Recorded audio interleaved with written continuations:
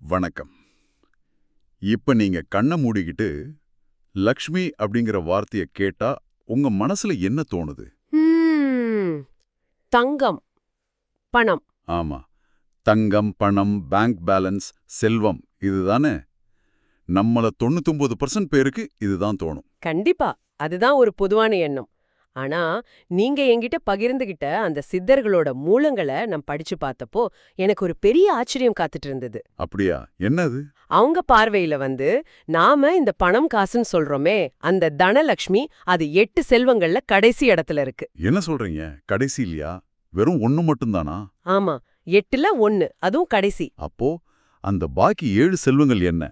அதை விட ஒரு முக்கியமான கேள்வி, அந்த முதல் 7 செல்வங்களும் இல்லாம இந்த 8வது செல்வமான பணம் நம்ம கிட்ட தங்காதுன்னு சித்தர்கள் ஏன் சொல்றாங்க? இப்போ நீங்க கேட்டீங்களே, இதுதான் இந்த முழு ஆய்வோட மையப்புள்ளி. ஆமா, இது இன்னும் பரிச்சையில அமைச்ச வருஷம் மாதிரி தெரியல. இதுக்குள்ள ஒரு பெரிய ரகசியம் இருக்கு. அதைத்தான் நாம இன்னைக்கு உடைக்க போறோம். நிச்சயமா, இது வெறும் ஆன்மீக நம்பிக்கை மட்டும் இல்ல. இன்னைக்கு இருக்கிற மாடர்ன் சைக்காலஜி வர்றதுக்கு பல 100 வருஷத்துக்கு முன்னாடியே நம்ம சித்தர்கள் ஒரு முழுமையான வாழ்க்கைக்கான வழிகாட்டிய ஒரு ஹோலிஸ்டிக் லைஃப் ஸ்டைல் கைட உருவாக்கி வச்சிருக்காங்க. ஓஹோ, இது வெறும் பூஜை பண்றது பத்தி இல்லையா? இல்லவே இல்ல. இது உங்களை நீங்களே செதுக்கிக் கொள்வதை பற்றியது. சொல்லப்போனா ஒரு மனிதன் முழுமையா மலர்வதற்கான 8 படிகள் இது. கேட்கும்போதே ரொம்ப சுவாரஸ்யமா இருக்கு. சரி, அப்போ இந்த 8 செல்வங்களையும் ஒவ்வொன்னா ஆழமா அலசுவோம். சித்தர்களோட மெய்ஞானம் இன்னைக்கு இருக்கிற நவீன அறிவியலோட எப்படி கச்சிதமா பொருந்துதுன்னு பார்க்கலாம். முதல் படியிலிருந்து ஆரம்பிப்போமா? ஆரம்பிக்கலாம். பட்டியல்ல முதல்ல வர்றது ஆதிலக்ஷ்மி. ஆதினாலே ஆரம்பம், மூலம்னு அர்த்தம். இது உங்களை பத்தி நீங்களே தெரிஞ்சுக்கிறது. திருமூலர் கூட சொல்லியிருக்காரு இல்லையா, தன்னை அறிய தனக்கு ஒரு கேடு இல்லை அப்படின்னு. கரெக்ட். உங்களை நீங்களே புரிஞ்சுக்கலனா மத்த எதை அடைஞ்சோம் என்ன பிரயோஜனம்? அறிவியல் இது அப்படியே ஏத்துக்குது. ஆப்ரஹாம் மாஸ்லோவோட அந்த பிரபலமான தேவைகள் பிரமிட் கோட்பாடு இருக்குல்ல, ஆமா ஆமா, படிச்சிருக்கேன். அதுல ஒரு மனிதனோட உச்சகட்ட தேவை என்ன தெரியுமா? Self actualisation. அதாவது சுய இயல்புணர்தல், தன்னோட முழு திறனையும் உணர்வது. இதுதான் ஆதிலக்ஷ்மி. ஓகே, இது தத்துவ ரீதியா புரியுது. ஆனா அறிவியல் பூர்வமா மூளைக்குள்ள என்ன நடக்குது? நரம்பியல் ரீதியா பார்த்தா நம்ம மூளையில டிஃபால்ட் மோட் நெட்வொர்க், அதாவது டிஎம்என் ஒன்னு இருக்கு. டிஎம்என் அதனது? அதுக்கும் தன்னை அறிவதற்கும் என்ன தொடர்பு? நல்ல கேள்வி. இந்த டிஎம்என் நம்ம மூளையோட செல்ஃப் ரிஃப்ளெக்ஷன் மோட்னு சொல்லலாம். நீங்க எந்த வேலையும் செய்யாம சும்மா அமைதியா உட்கார்ந்து உங்களை பத்தியே யோசிக்கும் போது இந்த நெட்வொர்க் ஆக்டிவேட் ஆகும். ஒரு கம்ப்யூட்டர் ஐடியலா இருக்கும்போது தனக்கு தானே ஒரு டயக்னாஸ்டிக் ஸ்கேன் ஓட்டி பார்க்குற மாதிரியா? சரியா சொன்னீங்க. அதே மாதிரி தான் இந்த செயல்பாடு தான் மன அழுத்தத்தை குறைச்சு ஒரு விதமான சிந்தனை தெளிவை, அதாவது மென்டல் கிளாரிட்டியே கொடுக்குது. இதுதான் அடித்தளம். ஏன்னா இந்த வாழ்க்கையை யாரு வாழ்றாங்கன்னே தெரியாம ஒரு நல்ல வாழ்க்கையை எப்படி கட்டமைக்க முடியும்?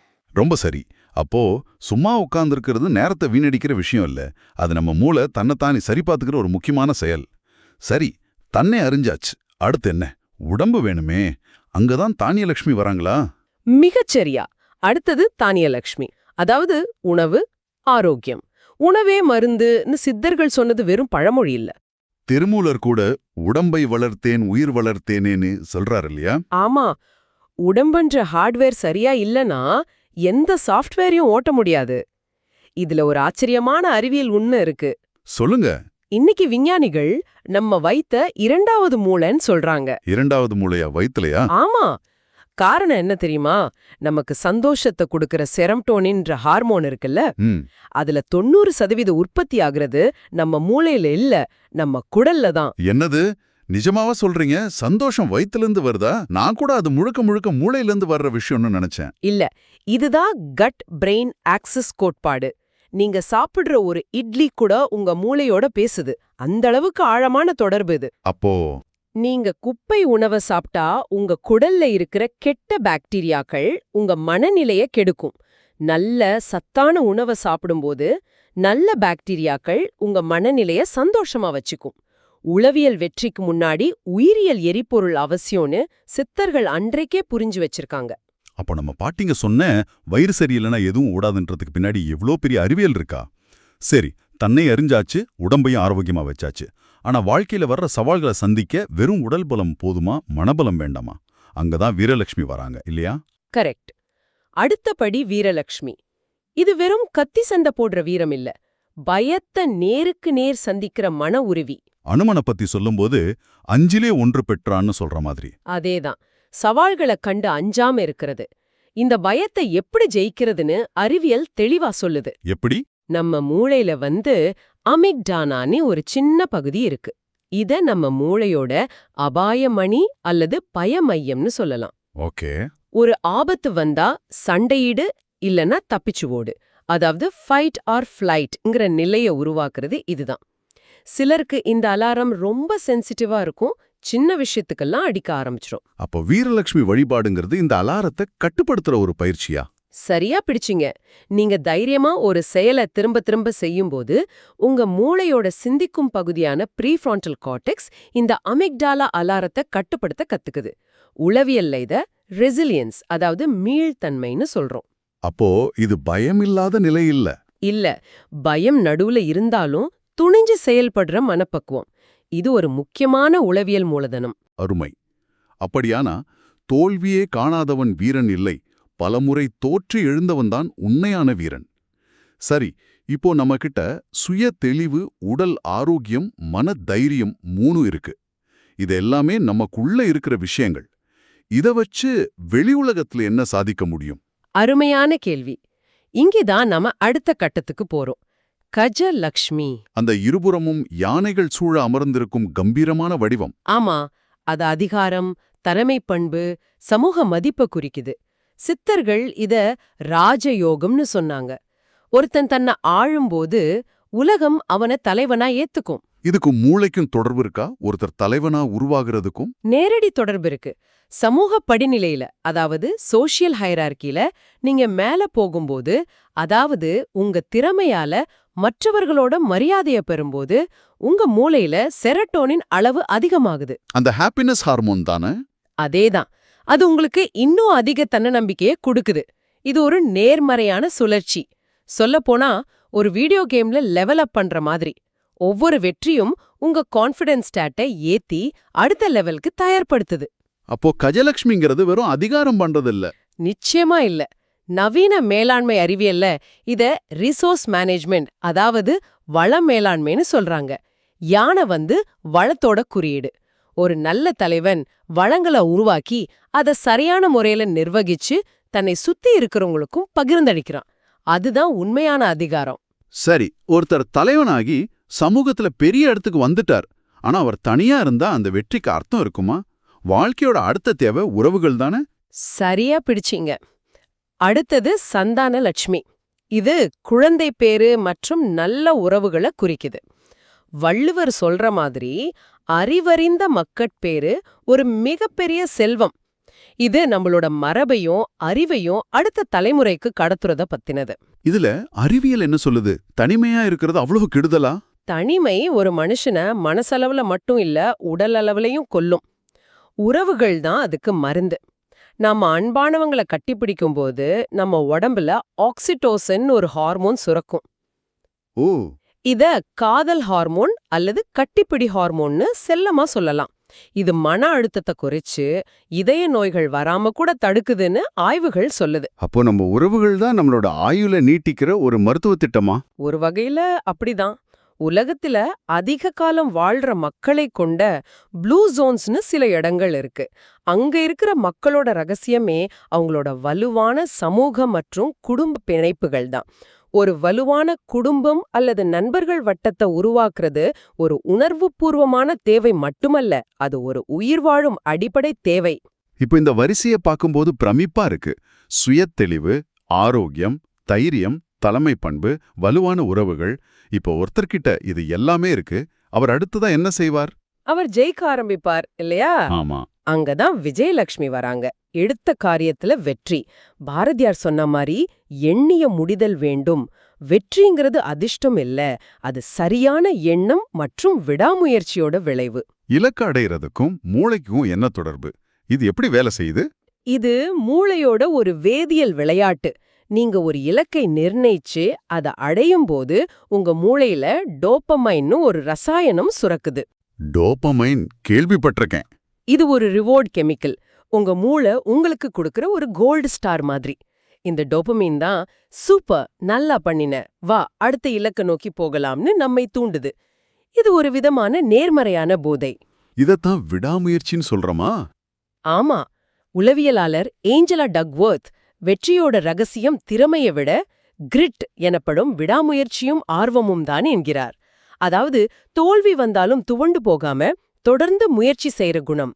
ஆக விஜயலட்சுமிங்கிறது அதிர்ஷ்டம் இல்ல, இது இலக்க நிர்ணயிச்சு அதை செயல்படுத்துற ஒரு அறிவியல். சரி, ஒருத்தர் ஜெயிக்க ஆரம்பிச்சிட்டார். ஆனா தொடர்ந்து ஜெயிக்கணும்னா கிஸ்மத் மட்டும் பத்தாதே, திறமை வேணும், அறிவு வேணும். அங்கதான் அடுத்த லக்ஷ்மி வராங்கன்னு நினைக்கிறேன். மிகச்சரி. அடுத்தது வித்யாலக்ஷ்மி. கல்வி, கலை, ஞானம். கற்றது கைமண் அளவு, கல்லாதது உலகளவுன்னு சொல்ற மாதிரி தொடர்ந்து கத்துக்கிறதே இதோட தத்துவம். இன்னிக்கிற நாலேஜ் எக்கானமி யுகத்துல இதுதான் உண்மையான செல்வம். கண்டிப்பா. நாம புதுசா ஒரு விஷயத்த கத்துக்கும்போது நம்ம மூளையில புதிய நரம்பு பாதைகள், அதாவது நியூரல் பாத்வேஸ் உருவாகுது. இதுக்கு பேர் நியூரோபிளாஸ்டிசிட்டி. நியூரோபிளாஸ்டிசிட்டி? ஆமா, உங்க மூளைய ஒரு அடர்ந்த காடு மாதிரி கற்பனை பண்ணிக்கோங்க. நீங்க ஒரு புது விஷயத்த கத்துக்கும்போது அந்த காட்டுல ஒரு புது பாதையை உருவாக்குறீங்க. திரும்ப திரும்ப அதே செய்யும்போது அந்த பாதை நல்ல அகலமான தார் ரோடா மாறிடுது. இது உங்க மூளைய இளமையாவும் கூர்மையாவும் வச்சுக்குது. அப்போ வயசானவங்களுக்கு படிப்பு வராதுன்னு சொல்றதெல்லாம் சுத்த பொய்.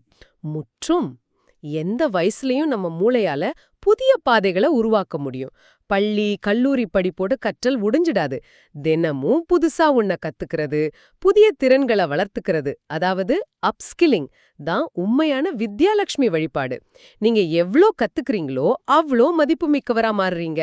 இப்போதான் அந்த முழு சித்திரமும் தெரியுது. சுய விழிப்புணர்வுல ஆரம்பிச்சு ஆரோக்கியம், தைரியம், தலைமை, உறவுகள், வெற்றி, அறிவுன்னு 7 படிகளை தாண்டி வந்தாச்சு. இப்போ நாம எல்லோரும் எதிர்பார்த்துட்டு இருக்கிற கடைசி படிக்கு வந்திருக்கோம், தனலக்ஷ்மி. ஆமாம், இறுதியா 8வது செல்வம், தங்கம், பணம், பொருள் வளம். பொருள் இல்லாருக்கு இவ்வுலகம் இல்லைன்னு வள்ளுவர் சொல்றார். சித்தர்கள் பணத்தை வெறுக்கலையா? அவங்க பணத்தை வெறுக்கல, அது மேல இருக்கிற கண்மூடித்தனமான பற்று மட்டும்தான் வெறுத்தாங்க. சரி, இந்த 7 படிகளை முடிச்ச ஒருத்தருக்கு பணம் எப்படி வருது? இதுக்கு பின்னாடி ஏதாவது அறிவியல் இருக்கா? நிச்சயம் இருக்கு. நம்ம மூளையில ரெட்டிகுலர் ஆக்டிவேட்டிங் சிஸ்டம் அல்லது RASனு ஒரு வடிகட்டி இருக்கு. RAS? ஆமா, இத உங்க மூளையோட கூகுள் சர்ச் ஃபில்டர்னு வச்சுக்கோங்க. நீங்க எதை நம்புறீங்களோ, எதை முக்கியம் நினைக்கிறீங்களோ அதை மட்டும்தான் இந்த RAS உங்க கண்ணுக்கு காட்டும். இது எப்படி வேலை செய்யுதுன்னு ஒரு உதாரணத்தோட சொல்ல முடியுமா? சுலபமா சொல்லலாம். நீங்க ஒரு புதுசா சிவப்பு நிற கார் வாங்கணும்னு முடிவு பண்ணிட்டீங்கன்னா, அன்னைக்கு ரோட்ல போகும்போது உங்க கண்ணுக்கு எல்லா சிவப்பு நிற காரும் படும். ஆமாமா, இது நடந்திருக்கு. அதுக்கு முன்னாடி அது அங்கதான் ஓடிட்டு இருந்தது, ஆனா உங்க மூளை அதை கவனிக்கல. அதே மாதிரி நீங்க பணம் சம்பாதிக்கிறது ரொம்ப கஷ்டம், வாய்ப்பே இல்லன்னு நம்புனா அது ஒரு ஸ்கேசிட்டி மைண்ட் செட். அப்போ உங்க மூளையோட RAS உங்க கண்ணுல படுற வாய்ப்புகளை எல்லாம் மறைச்சிடும்.